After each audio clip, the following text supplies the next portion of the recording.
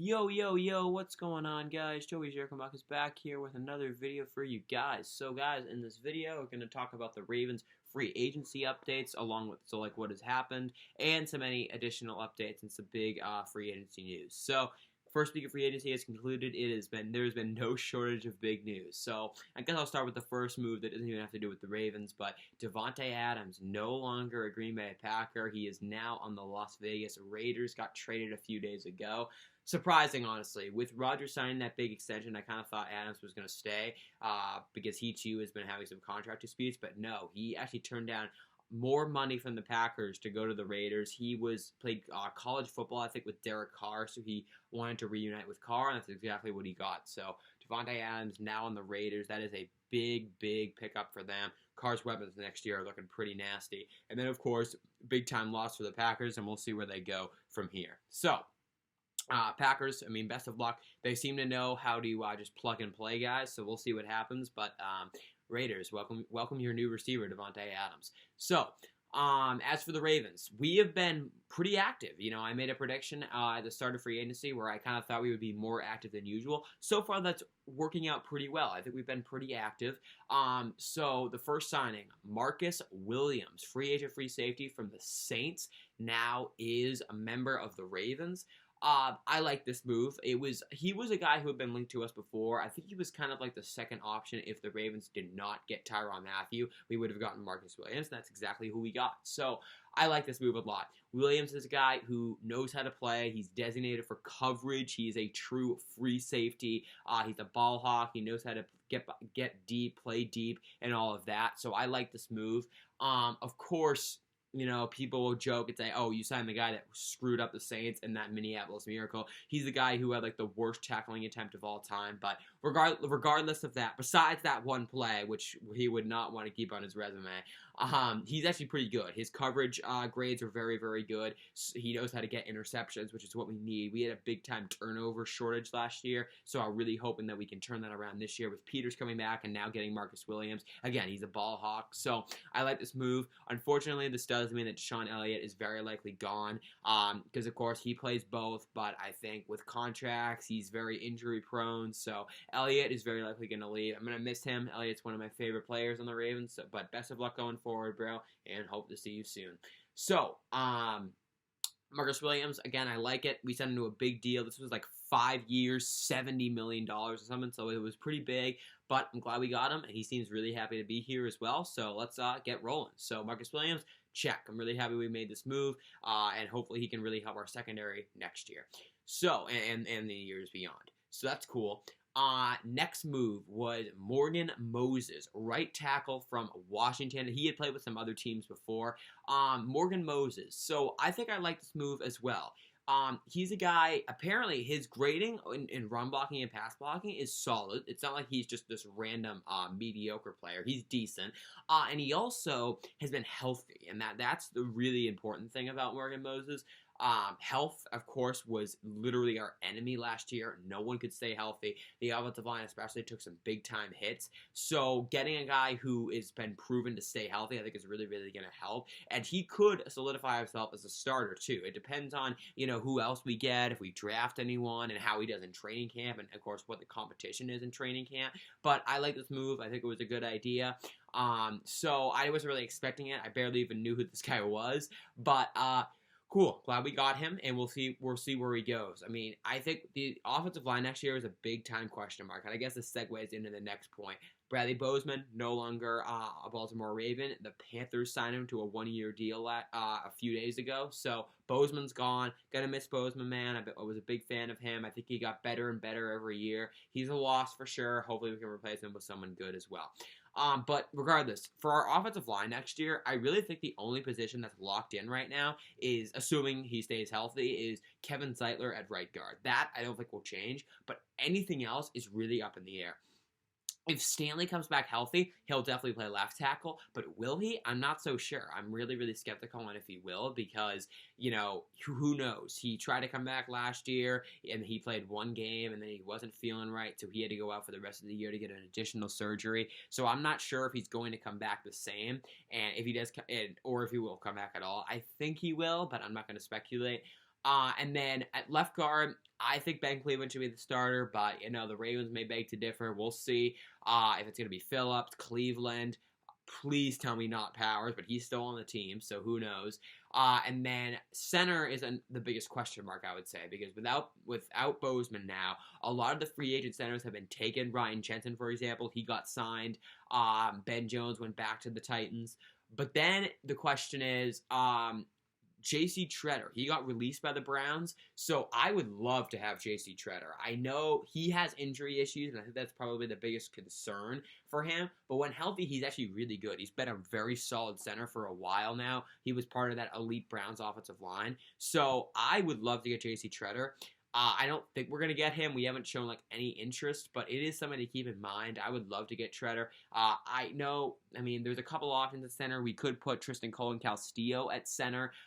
We could draft a center. We could put Patrick McCary at center, but I don't know. None of those guys, I don't think have proven themselves. They're inconsistent, especially McCary. So I definitely would want to get Tretter or get a veteran to play center, because who knows? We had a lot of snapping issues. So I would definitely want to get Tretter. I don't know if it's going to happen, but we'll see.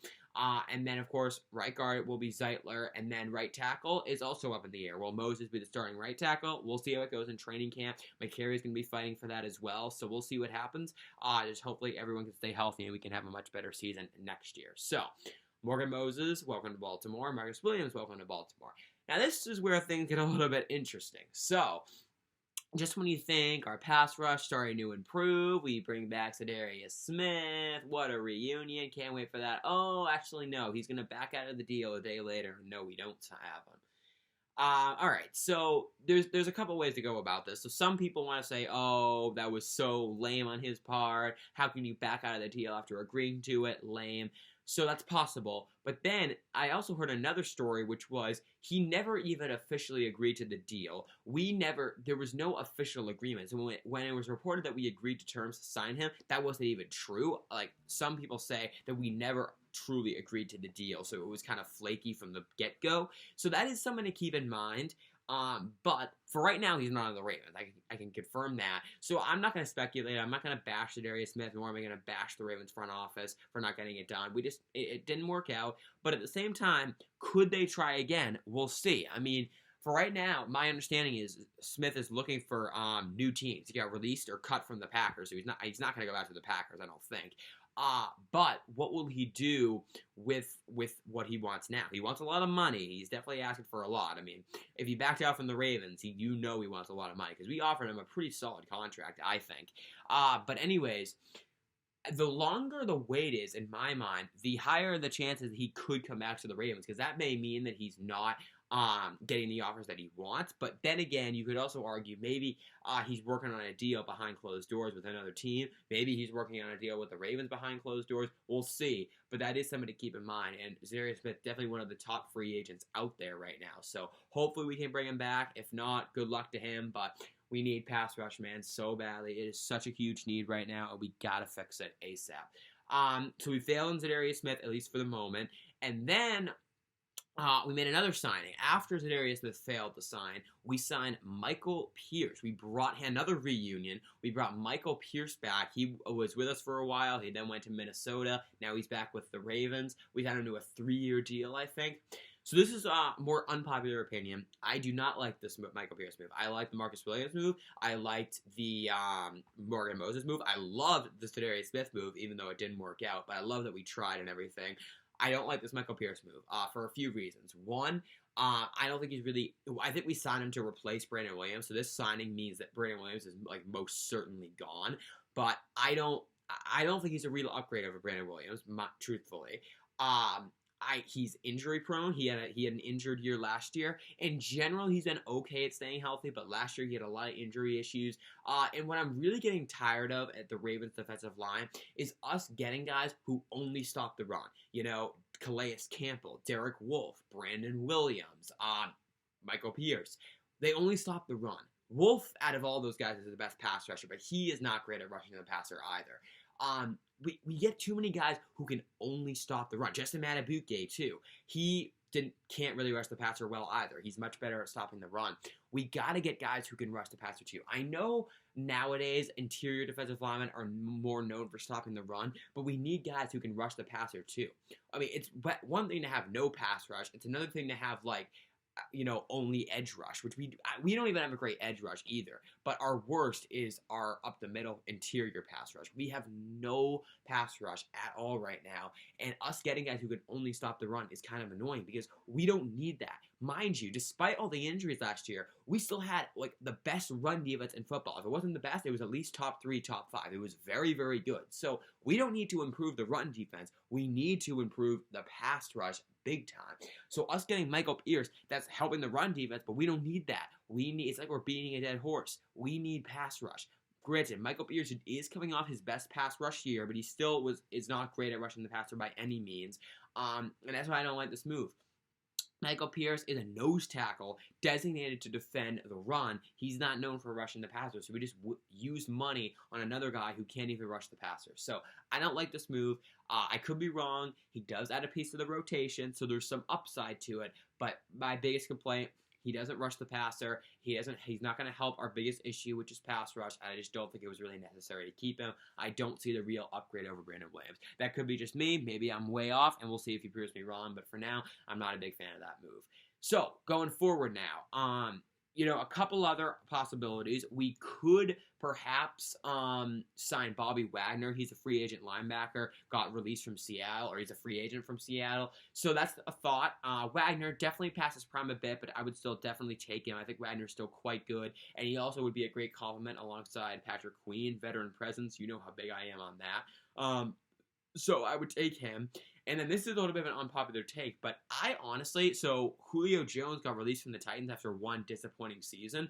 I would love to try to get Julio Jones again. Just for a little bit of a refresher, we tried to trade for him last year, but we didn't end up getting him. We kind of went out after taking Bateman in the first round. But I would take Jones because I think at this point it's pretty much locked in that we're not going to bring back Sammy Watkins.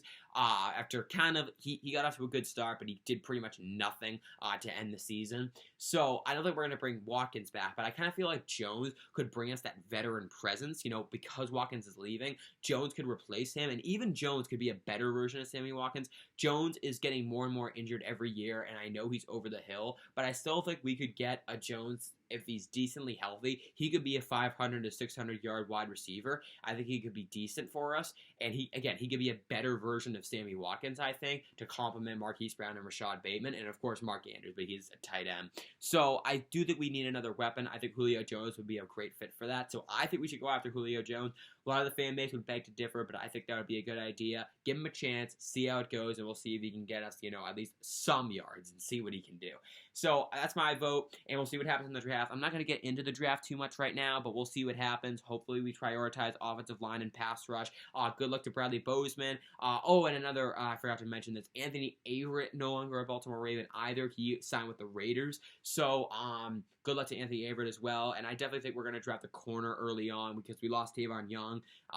So we're lacking the slot corner right now. Humphrey can play slot, but I think we might draft the corner in the first round. Ahmad Gardner has been leaked to us, or Sauce Gardner as they call him. So we'll see if he falls to us, and we'll see what happens. But I just hope that we make the right moves, and I just hope that we're not done in free agency, because this team still has a lot of holes, but I know that we can fill them up and have a great year next year. So guys, that is going to do it for this video. I hope you all enjoyed it. If you did, please be sure to drop a like and subscribe if you are new, and I am out. Have a great day. Thank you all so much for watching. Happy spring, and I will see you guys in the next one in the next 1 to 2 weeks.